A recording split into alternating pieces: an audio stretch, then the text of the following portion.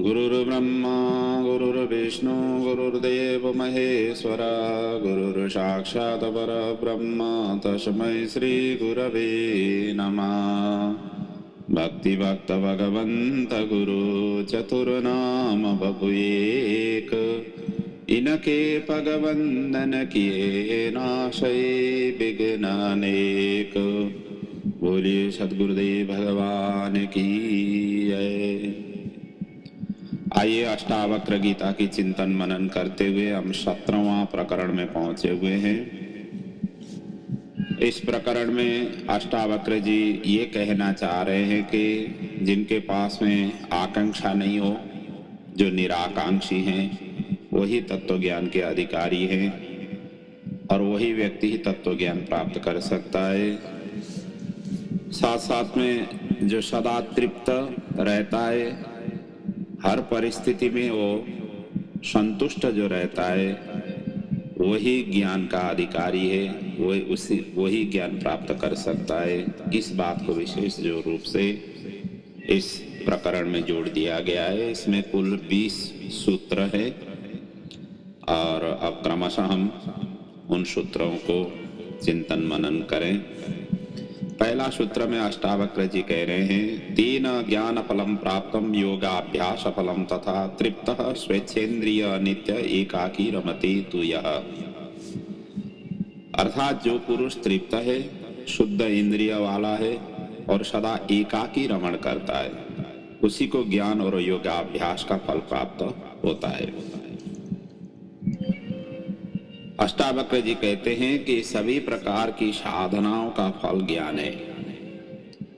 भक्ति हो या उपासना, ध्यान हो या समाधि, योगाभ्यास हो अथवा सांख्य, तंत्र हो या हठ योग, सबकी अंतिम उपलब्धि, अंतिम फल ज्ञान ही है एवं ज्ञान का फल ही मुक्ति है। रीति ज्ञानन न मुक्ति, क्योंकि ज्ञान के बिना मुक्ति संभव नहीं है। और इन सभी का फल ही ज्ञान है। किंतु ज्ञान प्राप्ति के बाद यदि पुरुष तृप्त नहीं है, उसकी वासनाएं अभी दौड़ रही है, वो उद्विग्न है, चिंतित है, तो उसका अर्थ है ज्ञान प्राप्त करके भी वह उसका पूर्ण लाभ प्राप्त नहीं कर सका है। इसे इस ज्ञान का फल मिला नहीं।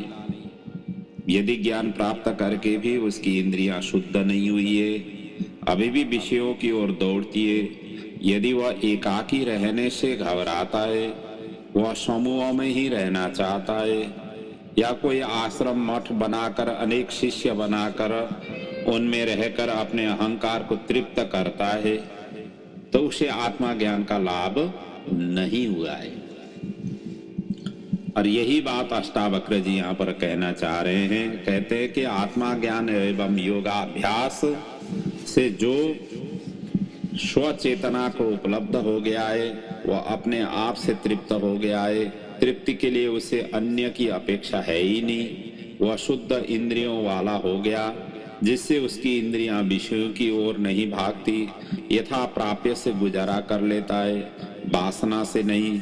शरीर के लिए जो आवश्यक है उतना ही लेकर संतुष्ट हो जाता है, तथा सदा जो एकाकी रमण करता है, समूह नहीं बनाता है, दूसरे से अपेक्षा नहीं करता, नगर में रहकर भी एकाकी अनुभव करता है, संगी साथी मित्र शत्रु हितैषी द्वेषी नहीं बनाता, न किसी से सहायता लेता है, ऐसे ज्ञानी एवं योगी को ही अपने आत्मा ज्ञान का फल मिलता है।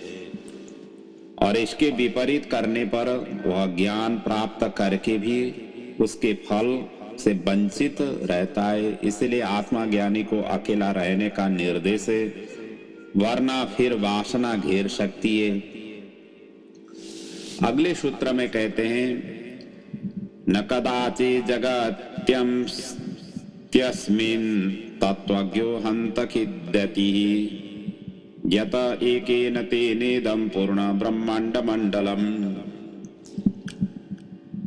अर्थात तत्वज्ञानी इस जगत में कभी खेद को प्राप्त नहीं होता है, क्योंकि उसी एक से यह ब्रह्मांड मंडल पूर्ण है। तो इस सूत्र में अष्टावक्र जी ये कहना चाहते हैं कि जब तक कोई व्यक्ति ज्ञान को प्राप्त नहीं हो जाता तब तक वह सभी शरीरों को भिन्न भिन्न समझता है। यह भिन्नता ही दुखों का कारण है। भिन्न भिन्न मन, बुद्धि एवं शरीर वाले व्यक्ति जब एकत्र होते हैं तो विचार साम्य नहीं होने से व्यक्ति को बड़ी बेचैनी का अनुभव होता है। हर व्यक्ति के मानसिक एवं शारीरिक स्वास्थ्य के लिए एक लिविंग स्पेस चाहिए। घर में भी बड़ा परिवार होने पर उसमें मानसिक रुग्णता आती है, वह विकास नहीं कर सकता। स्वस्थ मौन एवं मस्तिष्क एकांत में ही रह सकता है। दूसरे की उपस्थिति में या उनकी उपस्थिति से मानसिक तनाव पैदा होता है। दूसरे के कारण ही अहंकार बढ़ता है। अहंकार में भीड़ आवश्यक है।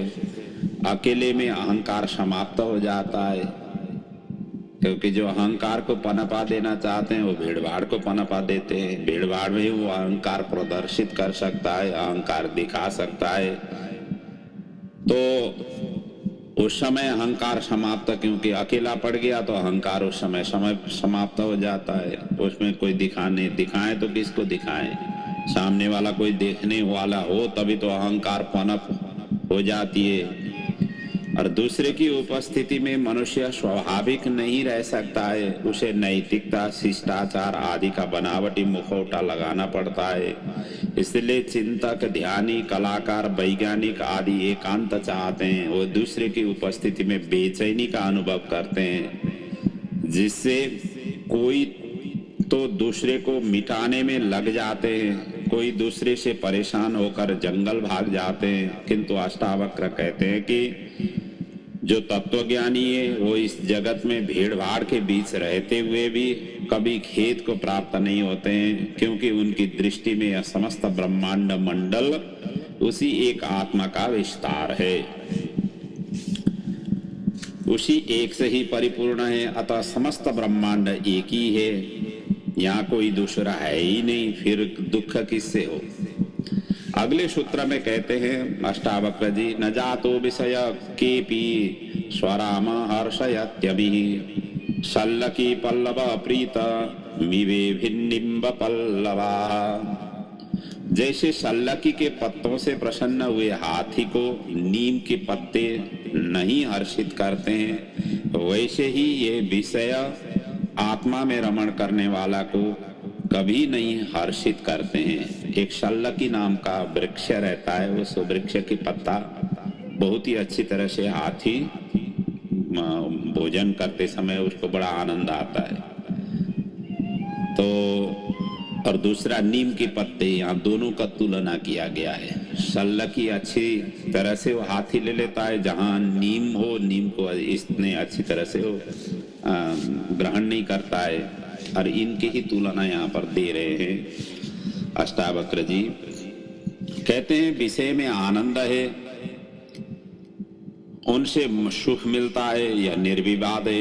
यदि विषयों में सुख नहीं होता तो यह संसार पागलों की तरह उनके पीछे नहीं दौड़ता, जो आज पागल की तरह दौड़ रहे हैं। वह इस अंधी दौड़ में पड़ता ही नहीं। दुनिया में सुख है, आनंद है, यह संसारी का निजी अनुभव है, इसके लिए वह सारी दौड़ धूप करता है। किंतु कुछ सिर फिरे लोग ने दुनिया को दुख कहकर उससे भागने की बात कही, किंतु दुनिया छोड़ने से किसी को सुख मिला ही नहीं। जो था वह भी छूट गया। इसलिए ऐसे लोगों की स्थिति बड़ी दयनीय हो गई। छोड़ सब दिया, मिला कुछ नहीं। प्रत्यक्ष को छोड़कर परोक्ष की आकांक्षा में दौड़ने वाला विवेकी नहीं हो सकता, मूर्ख ही हो सकता है। छोड़ना मिलने की शर्त नहीं है। यदि उच्च मिल गया तो निम्न अपने आप छूट जाएगा, छोड़ना नहीं पड़ेगा। अष्टावक्र इसी तथ्य को प्रकट करते हुए कहते हैं कि ये विषयों का सुख क्षणभंगुर है, अस्थायी है। इन सुखों की प्राप्ति के लिए कोई अनीतिपूर्ण कृत्य करने पड़ते हैं। जिनका परिणाम भोगने में दुख होता है। अतः संसार में कोई भी ऐसा सुख नहीं है जिसके साथ दुख संयुक्त न हो। फिर ये सभी सुख चिरस्थायी नहीं है। आत्मानंद का सुख ही चिरस्थायी है, वरना सुख नहीं मिल सकता। आत्मा का सुख स्वयं का है, उसमें दूसरा होना आवश्यक नहीं है। इसलिए जिसके आत्मानंद का स्थायी सुख प्राप्त कर लिया, जो नित्य आत्मा में ही रमण करने वाला हो, उसे ये संसारी सुख फीके ज्ञात होते हैं। इसलिए वह इनमें कभी रुचि नहीं लेता। जिस प्रकार सल्लकी के पत्तों से प्रसन्न हुए हाथी को नीम के पत्ते हर्षित नहीं करते। अगले सूत्र में कहते हैं, यस्तु भोगेषु भुक्तेषु न भवत्याधिवासित अभुक्तेषु निराकांक्षी तादृशो भव दुर्लभ। अर्थात जो भोगे हुए भोगों में वासना नहीं रखता तथा न भोगे हुए विषयों के प्रति आकांक्षा नहीं करता, ऐसे मनुष्य संसार में दुर्लभ है। अर्थात अष्टावक्र जी यहाँ कहना ये चाहते हैं कि सारा उपदेश साधना सूत्र नहीं है, बल्कि सिद्ध व्यक्ति आत्मा ज्ञानी के लिए कहे गए सूत्र है कि आत्मा ज्ञानी का व्यवहार किस प्रकार का हो जाता है। यह आत्मा ज्ञान की कसौटी है। इन्हें साधना के रूप में लेने पर वह चूक जाएगा।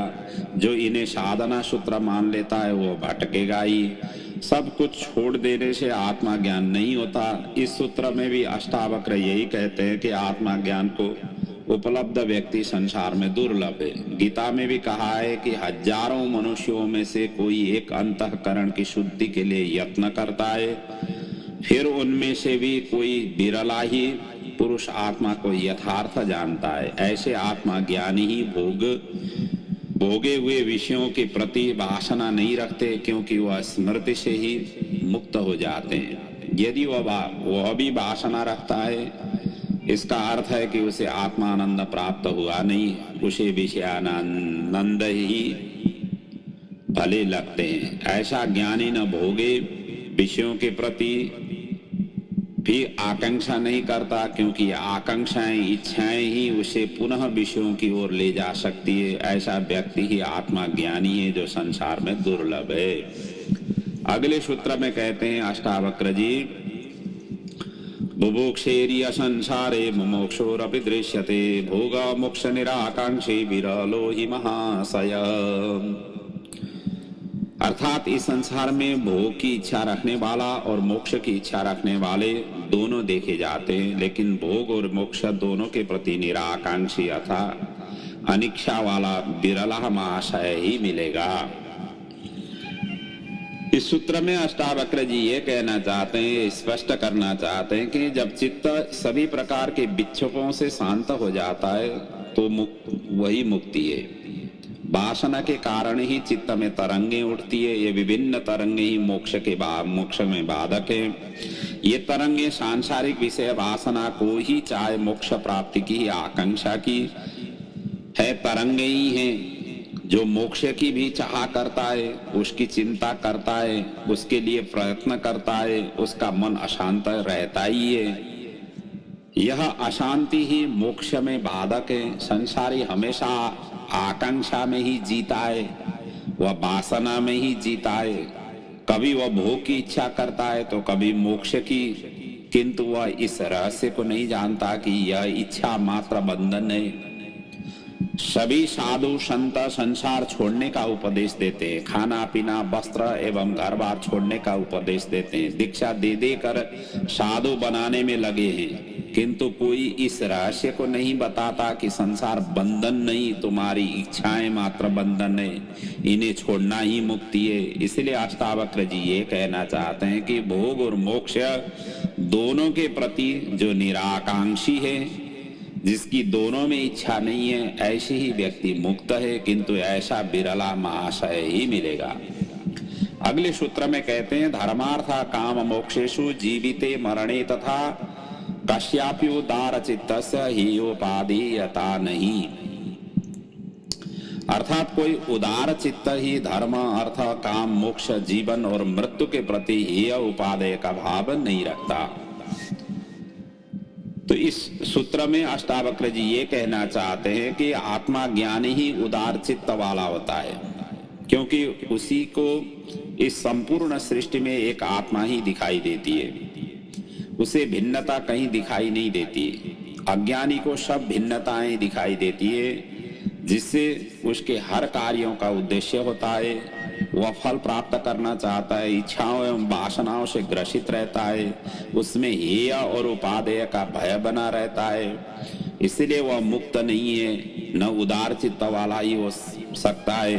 केवल आत्मा ज्ञानी ही धर्म, अर्थ, काम और मोक्ष तथा जीवन और मृत्यु के प्रति भी हेय और उपादेय का भाव नहीं रखता। न उन्हें ग्रहण योग्य समझता है, न त्याग, न इन्हें निंदित समझता है और न इन्हें प्रशंसनीय, न इन्हें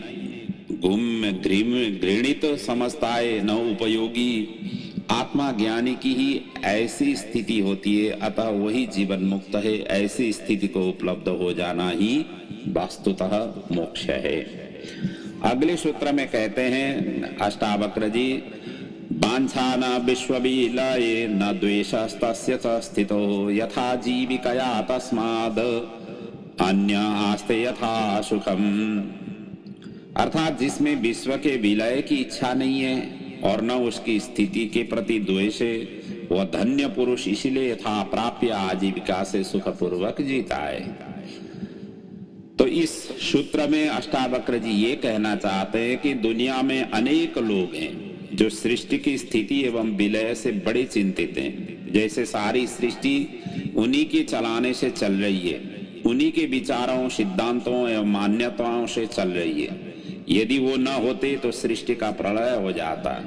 ऐसे व्यक्ति ही दुनिया को सदा भयभीत करते रहते हैं कि सृष्टि का प्रलय निकट है, 20वीं शताब्दी के अंत तक प्रलय हो जाएगा, फिर नया युग शुरू होगा, सतयुग आएगा, अत्याचार बढ़ रहे हैं, अतः अवतार होगा जो दुष्टों को दंड देगा। कुछ लोग हैं जो दुनिया की वर्तमान स्थिति से बड़े चिंतित हैं। वो कहते हैं कि आज की दुनिया सबसे निकृष्ट है। जितनी चोरियां, हत्याएं, बलात्कार, डकैतियां, भ्रष्टाचार, रिश्वतखोरी, शोषण, अनैतिकता, झूठ, फरेब, धोखा, बेईमानी आज है, इतने पहले कभी नहीं थी।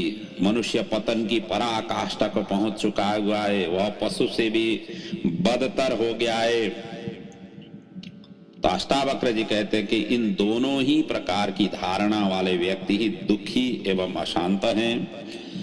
वह ज्ञानी ही धन्य है जिसमें न विश्व के विलय की इच्छा है, न उसकी स्थिति के प्रति द्वेष है, क्योंकि वह तो साक्षी हो गया है, दृष्टा मात्र हो गया है, राग, द्वेष, आसक्ति, विरक्ति से पार हो गया है। इसलिए वह न तो अधिक ही कामना करता है, न ही होने पर ही दुखी रहता है, बल्कि यथा प्राप्य जो कुछ मिल जाता है या मिला हुआ है उसी आजीविका से गुजारा करता हुआ सुखपूर्वक जीता है।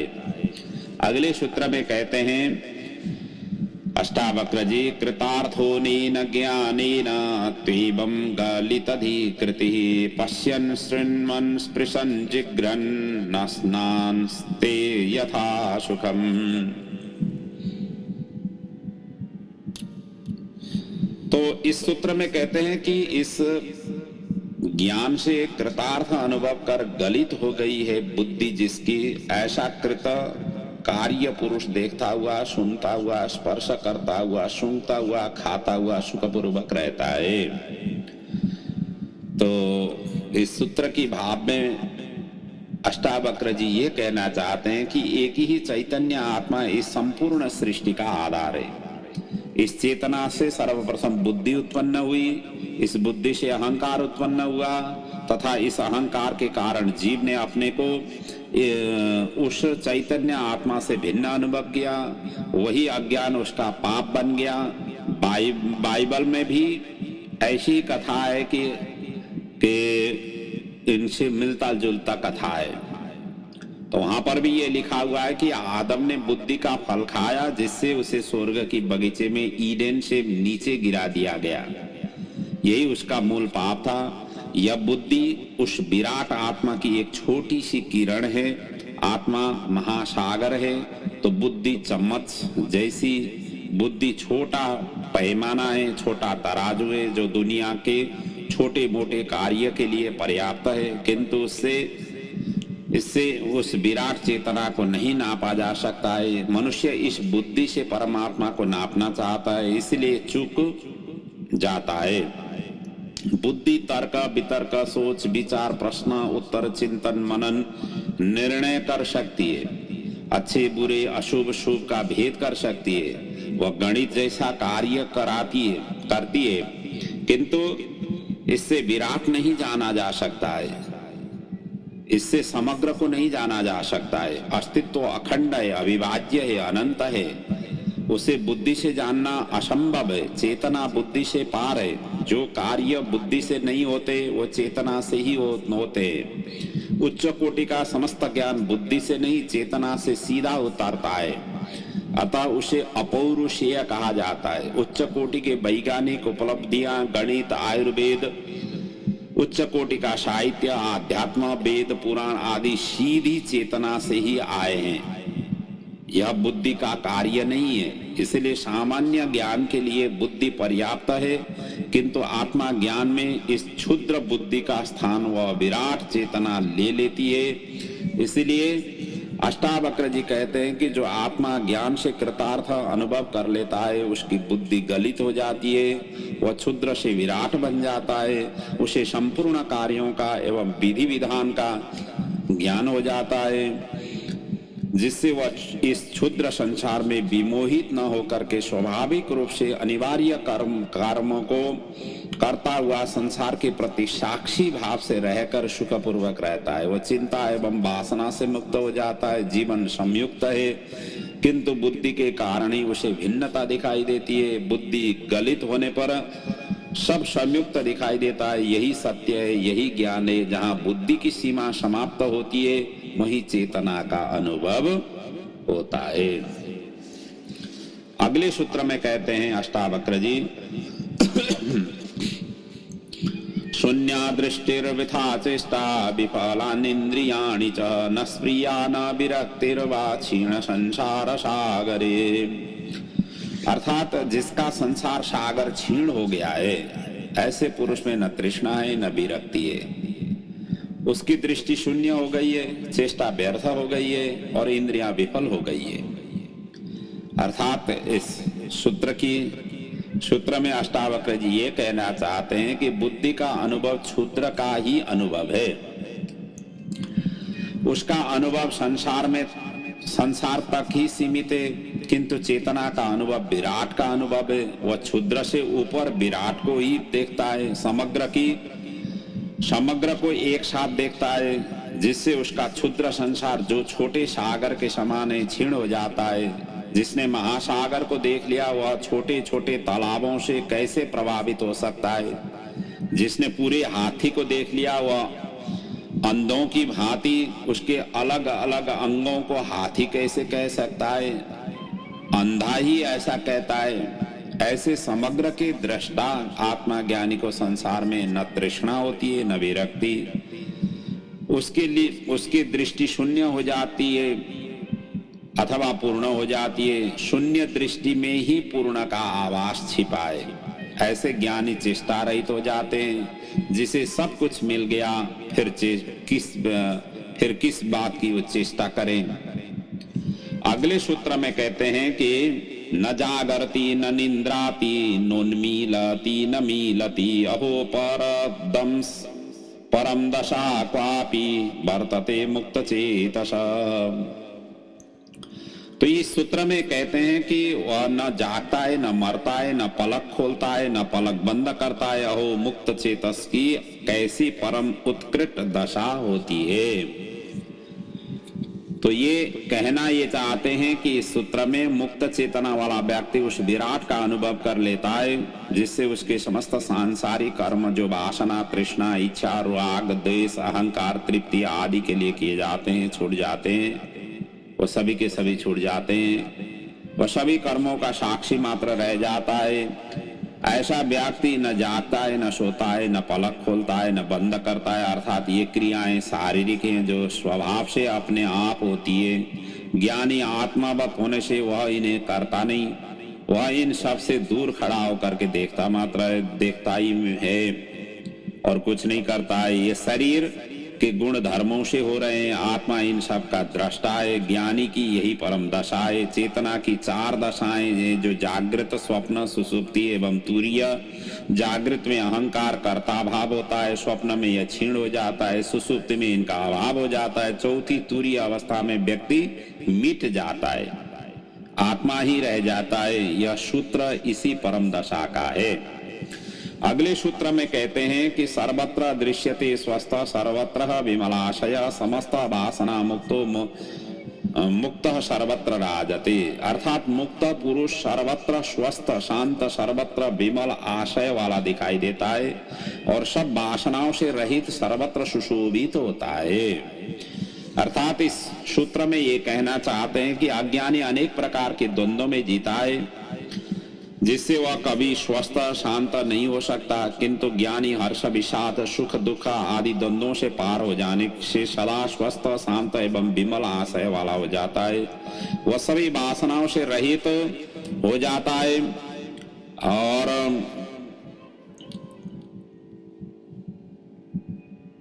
उसमें रह जाता है। और साथ साथ में कहा गया है कि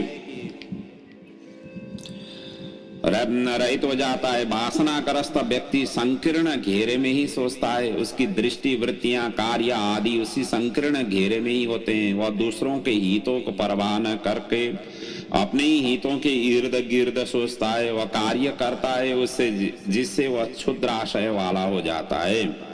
ज्ञानी वासनाओं से रहित हो जाने से विमलाशय वाला होता है, वही वसुदैव कुटुंबकम की भावना वाला होता है। ऐसे ही व्यक्ति सर्वत्र सुशोभित होता है। अगले सूत्र में कहते हैं पश्यन शृण्वन् स्पृशन जिग्रन अस्नन गृह्णन वदन ब्रजन इहि तानि हितैर्मुक्तो मुक्त एवं महाशय। अर्थात देखता हुआ, सुनता हुआ, स्पर्श करता हुआ, सूंघता हुआ, खाता हुआ, ग्रहण करता हुआ, बोलता हुआ, चलता हुआ हित और अहित से मुक्त महाशय निश्चय ही जीवन मुक्त है। अर्थात इस सूत्र में अष्टावक्र जी जीवन मुक्त के लक्षण बताते हुए कहते हैं कि जो आत्मा ज्ञान को उपलब्ध हो गया है वह जीवन मुक्त है। ऐसा व्यक्ति वासनाओं कामनाओं से ऊपर उठ गया है, सभी द्वंद्वों से पार हो गया है, अतः वह हित और अहित से मुक्त है। ऐसे व्यक्ति सभी स्वाभाविक कार्यों को करता हुआ भी इनमें लिप्त नहीं होता, क्योंकि वह कर्तापन से मुक्त हो गया है। अगले सूत्र में कहते हैं कि न निंदन्ति न च स्तौति न हृष्यति न कुप्यति न ददाति गृह्णाति मुक्त सर्वत्र नीरस। अर्थात मुक्त पुरुष सर्वत्र रस रहित है। वह न निंदा करता है, न स्तुति करता है, न हर्षित होता है, न क्रुद्ध होता है, न देता है, न लेता है। अर्थात परमात्मा सभी रसों का रस है, पूर्ण आनंद है।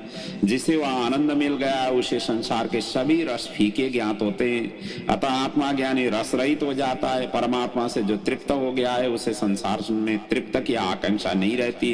यदि संसार में सुख होता है तो यदि इसमें तृप्ति मिल जाती, यदि इसमें आनंद होता तो मनुष्य परमात्मा की खोजता ही नहीं, फिर धर्म का कोई अर्थ ही नहीं रह जाता, क्योंकि व्यर्थ ही बकवास मात्र रह जाती। इस परम तृप्ति को खोज ही धर्म है। धर्म उस चेतना को उपलब्धि होने का विज्ञान है। संन्यास एवं वैराग्य उसका आरंभ है तथा जीवन मुक्ति उसका अंत है। इस स्थिति में पहुंचा हुआ ज्ञानी दृष्टा हो जाता है, भक्त डूब जाता है, दोनों की एक ही स्थिति हो जाती है। अष्टावक्र का मार्ग दृष्टा का है और साधना को 4 चरणों में विभक्त किया गया है। पहला है शरीयत, जिसमें विधि विधान तौर तरीका नियम संयम उपाय है। दूसरा है तरीफत, जो सूफियों ने कहा हुआ है, जिसमें अहंकार विसर्जित हो जाता है, साधना समाप्त हो जाती है, मैं खो जाता है। तीसरे चरण में मारिफत में परमात्मा की झलक मिलती है किंतु द्वैत बना रहता है। चौथे चरण है हकीकत में अद्वैत की अनुभूति होती है, केवल ब्रह्म सत्य ही रह जाता है। यही मंजिल है, यही जीवन मुक्ति की दशा है। ऐसी व्यक्ति सर्वत्र उस एक की ही अनुभूति करता है, जिससे वह न निंदा करता है, न स्तुति, न हर्षित होता है, न क्रुद्ध होता है, न ग्रहण करता है, न त्याग करता है। स्वभाव से ही अपने आप ही आपने आप ही जो होता है वही कर लेता है, आग्रह किसी में नहीं होता है, मिल जाए तो ले लेता है, न मिलने पर इच्छा नहीं करता है। वासना एवं अहंकार वश कोई कार्य नहीं करता है। वासना एवं अहंकार रहित व्यक्ति ही जीवन मुक्त है। इस प्रकार की भावना ये 17वां प्रकरण की 13वां श्लोक तक, सूत्र तक यहाँ पर चिंतन मनन हुई। बाकी चिंतन मनन अगले पड़ाव में करेंगे। आज की प्रसंग को यहाँ पर मैं भी विराम ले रहा हूँ। इन्हीं भावनाओं के साथ, इन्हीं चिंतन मनन के साथ, ओम पूर्णमदः पूर्णमिदं पूर्णात् पूर्णमुदच्यते पूर्णस्य पूर्णमादाय पूर्णमेवावशिष्यते। बोले सद्गुरुदेव भगवान की जय। ओम शांति शांति शांति। ओम।